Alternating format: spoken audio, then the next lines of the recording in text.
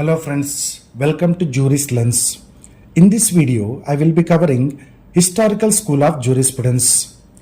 The Historical School of Jurisprudence emphasizes the importance of historical context in understanding legal systems. This approach focuses on how laws develop over a period of time and how they reflect the customs, traditions, and practices of a society. Now let us see laws in its historical context, which reflects customs, traditions, and practices of society. Number 1, marriage laws. Traditionally, marriage was understood as a union between a man and woman based on religious and cultural customs.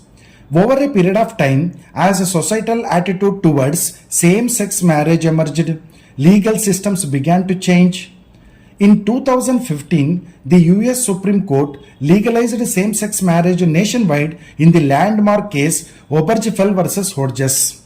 Similarly, other countries such as the UK, Canada, and many European nations have legalized same-sex marriage. This shift reflects a growing cultural acceptance of diversity and the recognition of individual rights. It shows how societal values and the customs of equality led to legal reforms that once seemed unthinkable. Number 2, women's rights and family law. Historically, many societies denied women the right to vote or participate equally in political life. However, as social movements challenged these norms, legal reforms were made to grant women the right to vote. In the United States, the 19th Amendment in 1920 granted women the right to vote. More recently, reproductive rights laws have evolved, with laws related to abortion rights reflecting changing social attitudes towards gender equality and women's autonomy.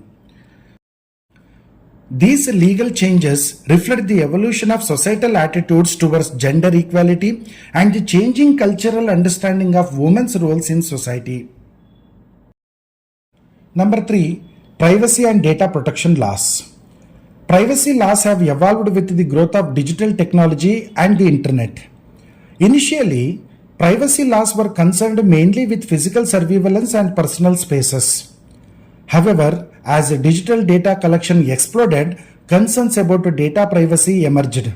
The data protection regulation is an example of how legal system adapted to the historical development of technology and the globalization of personal data collection. These laws reflect the changing cultural attitudes towards personal privacy and how societal views on surveillance and data usage have evolved in the digital age. So, the historical school asserts that law is not something that can be designed or created out of nothing by lawmakers, but rather evolves organically, shaped by the culture, experiences, and needs of the people. This perspective holds that law is a product of the historical development of society. Now let us understand the key characteristics of a historical school. Number 1, law evolves with society. Dear friends, as you know, law evolves as a society evolves, rooted in customs and traditions.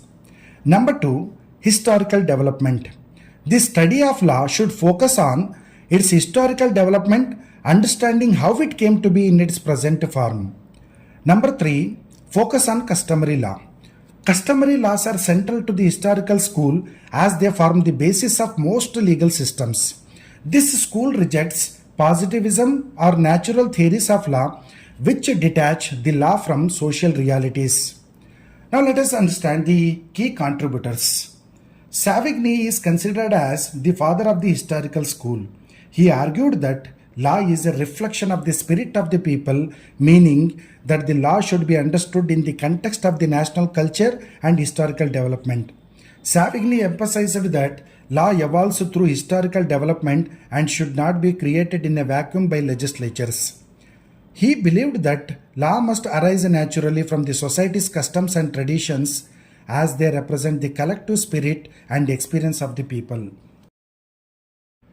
Now let us understand the examples of historical school of jurisprudence. Number 1, the development of common law in England. The common law of England, which is based on judicial decisions and customs, serves as an example of the historical school of jurisprudence. Over centuries, judges in England decided cases based on precedents or past decisions which gradually shaped the laws. These precedents were not created by lawmakers but emerged through social interactions, customs, and judicial reasoning evolving as a society's needs changed. Number 2, German Civil Code. In Germany, the development of the civil code also followed the principles of the historical school. Savigny, who was instrumental in the development of German legal scholarship, criticized the idea of a comprehensive legal code that ignored historical and social realities. Number 3, marriage laws in different cultures. The historical evolution of marriage laws offers a prime example of the historical school. For instance, marriage laws in many cultures originally developed based on customary practices. In some societies, marriage was governed by religious rules and practices. Over a period of time, these customary laws evolved into statutory laws, but they still reflect the historical and social evolution of the community's views on family and marriage. Number 4, slavery and its abolition. The laws surrounding slavery in many societies serve as a vivid example of the historical school's approach. Slavery was legally recognized in many civilizations, including in the United States before the Civil War. Over a period of time, the practice of slavery was challenged and abolished, reflecting a shift in society's values and moral norms. Number 5, Indian Hindu law. In India, Hindu law has been historically shaped by centuries of cultural and religious practices. The Manusmriti, an ancient text, laid down rules that governed Hindu society, and these rules evolved over time, adapting to the changing needs and practices of Indian society. Even modern Hindu personal law, as codified in statutes like the Hindu Marriage Act of 1955, reflects historical and cultural practices while still adapting to modern social changes. Now let us focus on criticisms of the historical school. Number 1, overemphasis on tradition and custom. The historical school tends to focus heavily on existing customs and traditions, treating them as the foundation of law. Historical jurisprudence might justify gender inequality or slavery based on the fact that these were traditionally accepted in certain societies, even though they are no longer seen as ethically or morally acceptable. Number 2, inability to address modern social problems. The historical school focuses on the slow evolution of law based on tradition and historical practices.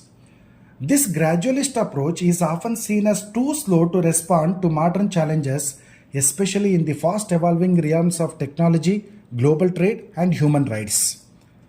Number 3, lack of universal principles. The historical school is often criticized for being particular. It focuses on the laws of specific societies at particular historical moments without offering any universal principles. Number 5, neglect of the role of individual rights.